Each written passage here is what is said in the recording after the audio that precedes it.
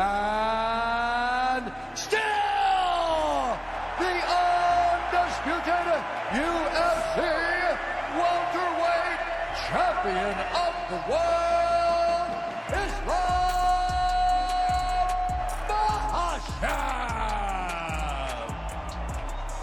Makhachev. Россия, доказали, что мы номер один в мире.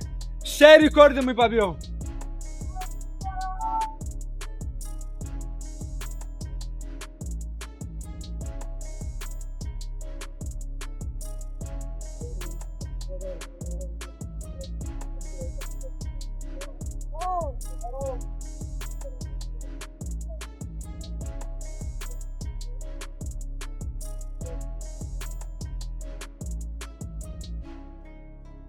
Fine. Just boring fuck, dude. He landed a head kick in round 2, and other than that, he did nothing! For 20 minutes! He did fucking nothing! That's the truth! Zero! He caught him with a head kick in round 2, and other than that, he did fucking nothing! The whole fight!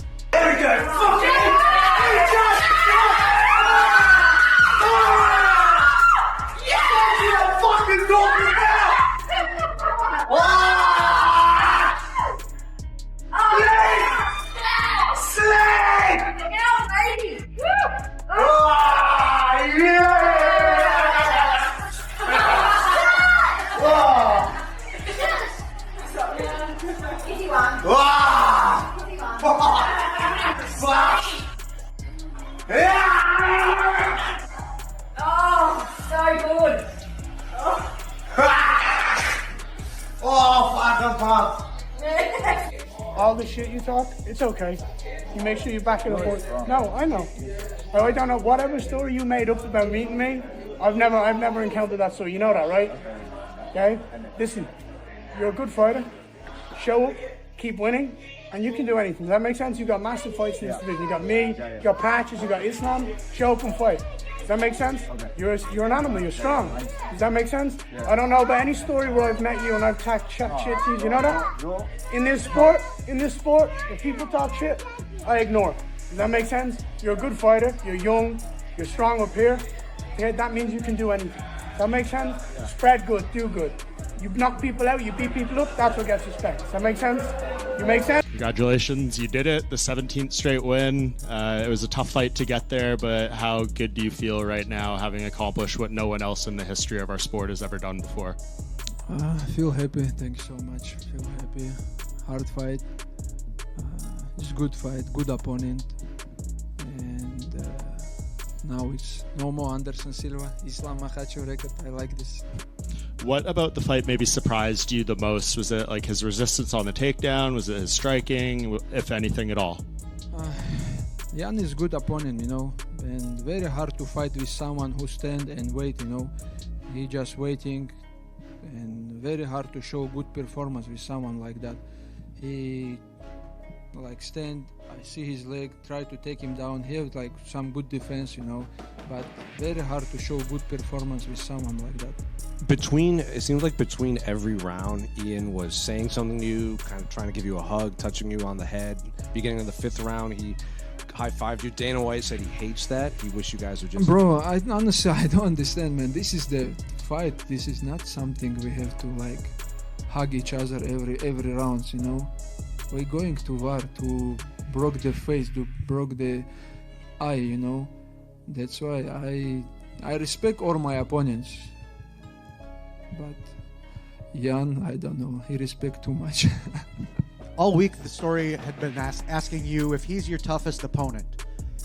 Now that you've shared the cage with him for 5 rounds, was he your toughest opponent? And if not, where do you rank him? Oh, maybe top 3, bro. January, end of the year, I have to fight. Even the end of this year? Yeah, because I'm not like 20-somethings. I'm 34 years old, and I have to fight soon as possible because I'm not cut much weight. I don't have like any big injuries. Just have to maybe double check my nose. That's it. Islam Makhachev has officially made UFC history. After 5 extremely competitive rounds against Ian Machado Garry at UFC 330, Makhachev walked away with a unanimous decision victory, with the judges scoring the fight 49-46, 49-46, and 48-47. But those scorecards don't tell the entire story. Ian Garry gave Islam one of the most difficult fights we've seen from the champion in years. Garry's size, movement, and striking caused problems, and as the fight progressed, he showed that he wasn't simply going to collapse under Islam's pressure. Islam still found the moments he needed. He managed to close the distance, impose his wrestling, and control Garry for important stretches of the fight. He even dropped Garry with a head kick during the second round, showing once again that Islam isn't dangerous only when the fight hits the ground. And even when Islam Makhachev is challenged, I feel like my scorecard always says 4-1 and looks like he still finds ways. Tremendous main event, but ultimately Makhachev's the man. Yeah, I mean, look, he did what he had to do and was really tested in ways that we haven't seen him tested before. I mean, it was a difficult fight. Although he won by, a good margin, a healthy margin, there was moments where you're used to Islam having a certain amount of control and dominance that he just didn't seem to have. Over the bigger guys. And this is the question. As he's moved up to 170, there's some guys like Morales that are absolutely gigantic. And what happens if he fights those guys? The gap is bigger than it is with Ian Garry. Ian, again, out of the 10 victories that he's had inside the Octagon, he's only had 3 stoppages. Morales kills everybody he touches. Right. I mean, Carlos Prates is a murderer. I mean, he just puts it on you and knocks out guys with one shot. Ian is not that same guy. He's a strategic striker who's very technical, but he doesn't have nuclear power. Carlos Prates has nuclear power. Morales has nuclear power, and they're both massive guys. I think Islam struggled tonight to gain or get to the control position. When he finally did in round 5, he was able to keep him there like we're used to seeing, but Ian Garry was so well trained, he made it difficult for him. Now, he broke that record. There was a lot of pressure tonight, right? There was getting past Anderson Silva. There was defending the second belt. Because think about this. All those 2 division champions, only I had defended the belt in both. But now Islam has. He told me that the other day. I break another one of your records. There was a lot of things that were on the line tonight, and that might have played a part. But he did look more beat up and more tired today. That was hats off to the team of Ian Garry. Khabib and I spoke last week, and he came after the fight. And I said, you said, and we spoke about this guy was the most dangerous. At least right now. Because of his length and his size and knowing he's from a great team. And he was like, yes, but he did really well. It was a hard fight, though. But I think he needed that. Well, and I think for Prates and Morales, the danger factor on the feet may be more significant, but best of luck to those guys defensively, right? They don't have Damian Maia, and certainly Morales is a credentialed grappler, as is Prates, but I think it's going to be hard for people to defend as well, all things considered, as Machado Garry did. It is going to be, but there is also a significant difference in the amount of taxing that it takes on Islam's body, the tax that he has to pay to hold these bigger, stronger guys down. Look at what he did to Justin Gaethje. Look at what he did to Dustin Poirier. Look at what he did to Charles Oliveira. I mean, even Moicano, it was like a round. Just crushes him when he gets on top of him. This is the difference between him at 155 and him at 170. And I mean, I understand what he wants to do, and I understand that he wants it, but man, if I was in his corner, it's hard. I'd be like, maybe. It's hard to tell a man that is the champion there to go back down and cut that weight. I know. But it was different. It was noticeably different. The welterweights are going to be much more difficult for him, and he's going to have to just keep improving. But again, we so frequently judge him on a different scale than most. Of course. Because most champions would win that fight in the way that he did tonight, and we'd be like, oh my God, they're awesome. But Islam is just different. The MMA world had a lot to say after Islam Makhachev's victory over Ian Machado Garry, because despite Islam making history, this wasn't the dominant performance many expected. The biggest takeaway from fighters and analysts was simple. Islam finally looked human. For years, we've watched Makhachev completely dismantle some of the best fighters in the world. Opponents usually struggle to stop his takedowns, struggle to escape his control, and eventually find themselves fighting exactly the kind of fight Islam wants. Ian Garry changed that conversation. Gary's size and distance management created legitimate problems for the champion, and there were moments where Islam couldn't impose his game as easily as we're used to seeing. That immediately created debate throughout the MMA community. Was Islam simply facing an extremely difficult stylistic matchup? Has moving permanently to welterweight made his fights more difficult? Or did Ian Garry expose weaknesses that future challengers can now try to exploit? I think that, this is my honest opinion on it.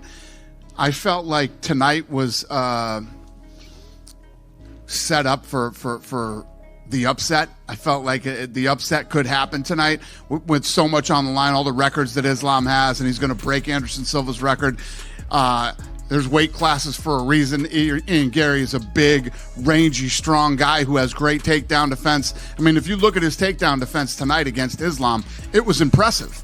I felt like, I think that Ian is a talented guy. If he had even an ounce of killer instinct in that 5th round, he had been beating him to the body. Islam's whole, I think, right side was beat up. His face was beat up.